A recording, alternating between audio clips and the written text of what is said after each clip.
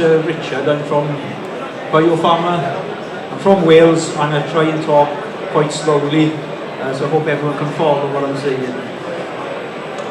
The topic here, important areas to consider when manufacturing biopharmaceuticals. I put this on for any rugby fans. This is hopefully a snapshot for 2 weeks in the future. So this is just, the first slide is an understanding of who we are. So we're BPS Crowthorne. We've got bases here in Dublin, as well as in the UK, and we've also got bases in France too. Company is a leading supplier of life sciences, pharmaceutical processing equipment, and we've got a service department and an analytical laboratory to ensure that the correct measures are made for your formulation or your material. We're also a respected partner in the commissioning and validation of your environment as well. So it's not just the system itself, it's the environment it's manufactured within. If you're talking about a grade A or a grade B or a grade C clean room. The first slide about the market is just an understanding of the level of presence biopharmaceuticals has at the moment. So I've got two quotes here. One is talking about moving from 169 billion euros up to 206 billion euros. And we've got another talking about from the American side of things, 8 billion in new facilities in Ireland has come into existence in the last 10 years. That's just to provoke further thought really for yourselves as to the direction that this market is moving. Can everyone hear me okay as well? I've never used these before. Yeah. So I want to talk about the difficulties. So we've talked about the trend. You can see which direction biopharmaceuticals is going, but there are difficulties associated with that. The gentleman who was presenting just now was talking about cold chain, talking about 2 degrees or 8 degrees for transportation of a material if it was a drug product, for example. So one difficulty is people are trying to remove that cold chain requirement.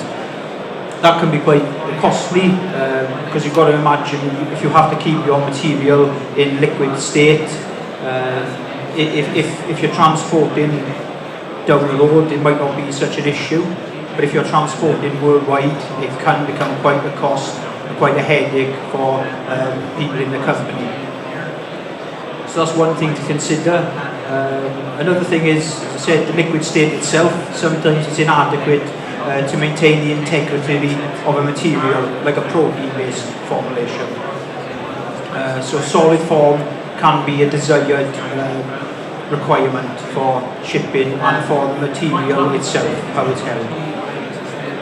Got there, say, in many cases excessive heat is used to dry materials if you're trying to dry it down to remove the requirement for cold chain. But then by doing it too aggressively, you can actually denature the product and the efficacy of the material actually decreases. So it's a bit of a catch-21 situation. I just tried to put a clever diagram on there to show costs. We wanted to go that way in terms of the transportation. So one solution is freeze drying. I don't know the room here how many people are involved in this type of processing, whether they've looked at this as a type of solution. So with freeze drying, we can remove that cold chain requirement.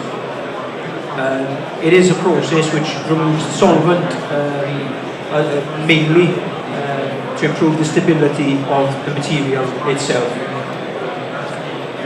Here with freeze drying, we're not including excessive temperatures, so we're not generally going to see that or experience a situation where your target material has denatured. If it's a protein, it hasn't unfolded, and agglomeration hasn't occurred. freeze-dried products as well have a good shelf life. So if you have a freeze-dried requirement, you might want a shelf life at ambient for 6 months, 12 months, 24 months. All of that can be taken into consideration, but it will be defined by the way you process that material. So again, instead of having a cold chain, suddenly we've got 24 or 12 months where we can have our material in ambient condition to reduce costs. And the dry product can reconstitute quite quickly. We've been involved in projects where we might work with red blood cells, for example, and it has to reconstitute quickly to be able to administer. So every product is different, but as long as we understand the product, we can ensure it dries efficiently. It's not that straightforward.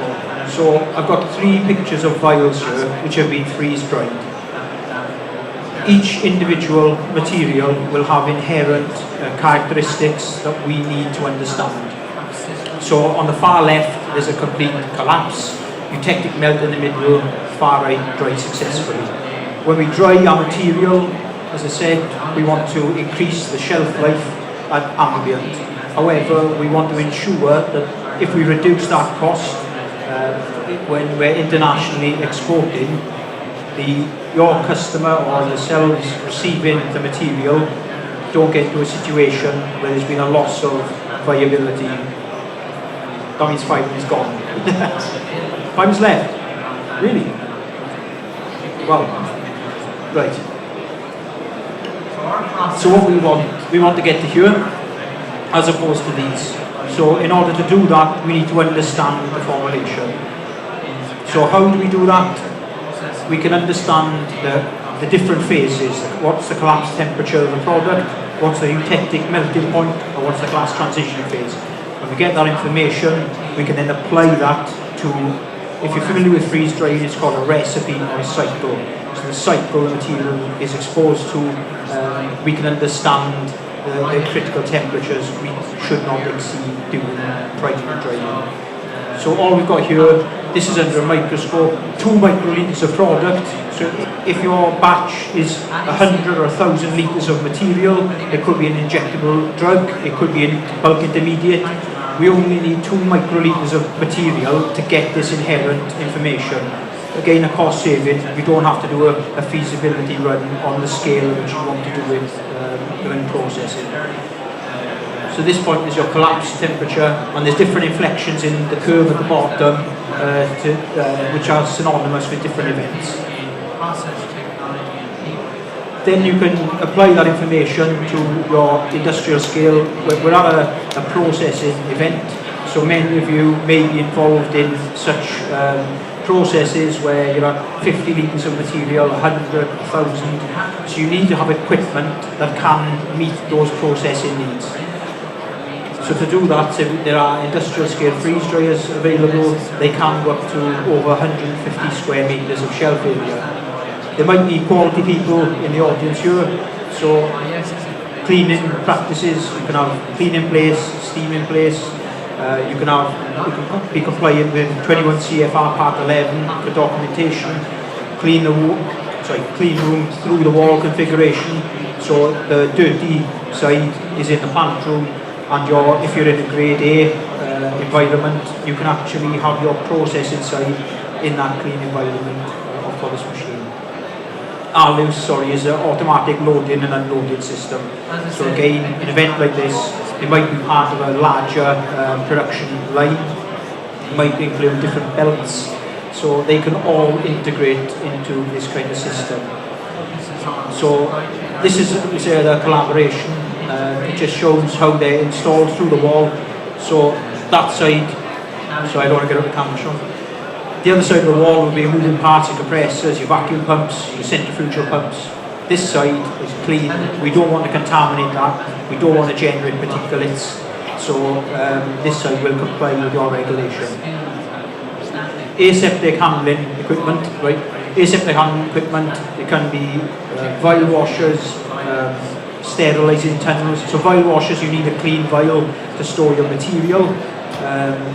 Unless you're purchasing pre-sterilised vials, which can be expensive. So you might want to reuse vials, clean those, sterilise them in a dehydrogenation tunnel. You might want to then take it from it would you'd wash, you dehydrogenate, you'd fill your container, then you might take it into the freeze dryer or other technology. That process will take place where you can load and unload automatically as well. So it's almost a handshaking exercise, and it's also the software. Sorry, I realise I'm running out of time. So these are just some photos: dehydrogenation tunnel, tray loader, vial washer, far left. They can vary in size as well. So you can do vials 100 vials per minute, or you can do 1,000, 2,000, 10,000, and so on. I want to talk about this quickly. Just avoid the banana skin. These two slides here are to do with, it's not just processing and getting the right material out of the equipment you're using. Sometimes we need to think about validation, factory acceptance testing, IQ, OQ. Those things need to be considered during that process. So if you're thinking about this kind of, process, then you need to consider those. Also, in terms of the clean room, there's different elements. There's clean rooms, control rooms, food safety cabinets, and there's different things that you need to be aware of when using these type of environments. So, I said fumigation can be done. If you're working in a Cat 3, Cat 4, you can do integrity testing. And we can work at KI. That's generally more veterinary. But again, these kind of qualifications and validations should be considered. Facebook like, if you do all that, your customers and you all will like it. Want to learn more? Said we're based in Ireland, UK, France. I know I put America and Europe, that's meant to be worldwide. I just couldn't find a photo with Europe shaking the world's hand. And there's some contact details there. Our stand is just the other side, S85. Any questions? Feel free to ask.